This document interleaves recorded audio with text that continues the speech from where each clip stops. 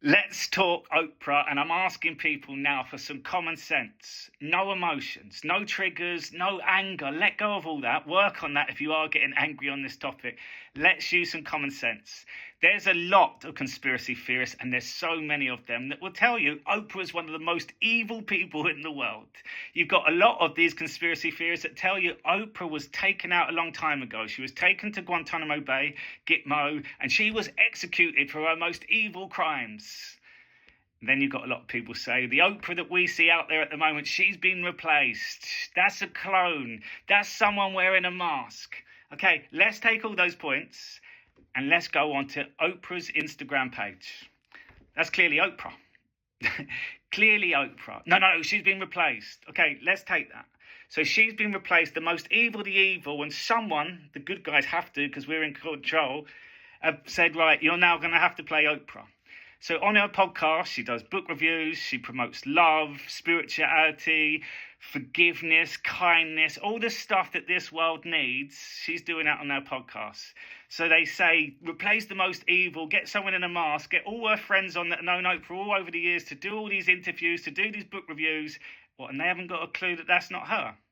How does that make any sense? Why would you replace the most evil person? Then actually just look at her then. She's doing podcasts pretty much every single day at the moment. How is that not her? Common sense. How is that not her? And then you see the brains going, well, what about this and what about that? No, don't worry about what about. What about John O'Gall? What about South Africa? Focus on this. How is that Oprah? If she's the most evil, she wouldn't be allowed out in public anyway. She's made a deal. You said she's the most evil, but she's doing a podcast on love, on the things that we need in this world. How is that her? And you'll see by the comments, people get so triggered and angered because they can't use some common sense. So all these different conspiracy theories, can we just come to one logical conclusion?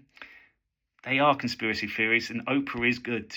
That's why she is out there. That's why she is inspiring millions of people all around the world. And you don't watch her stuff. But if you listen to some of these interviews, people need that in their life massively right now. And Oprah's going to play a huge role in bringing the world together.